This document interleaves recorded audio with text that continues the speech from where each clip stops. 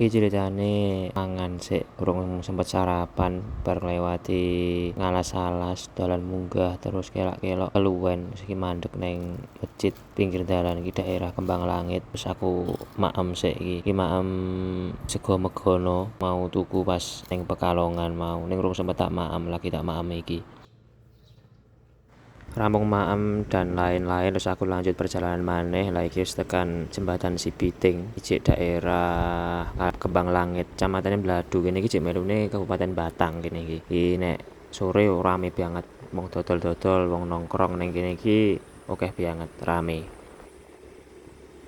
Aku lagi ngerti tibake ning kene iki enek kebun teh Cibiting. Aku mbiyen lak tau liwat kene, tapi pas rodok mendung terus kabut. Dadi ra gagas, ora ngerti nek enek kebun teh ning kene iki. Kok kene iki ya ketok gunung kae, tapi aku ora ngerti gunung apa kae. Jalur kene iki didominasi karo cor-coran, tapi cor-coran sing wis rodok ngelupas ngono. Sesekali ya dalan rusak ngene iki. Tapi di samping kuwi pemandangane jos-jis tenan, apik tenan terus hawane adem seger.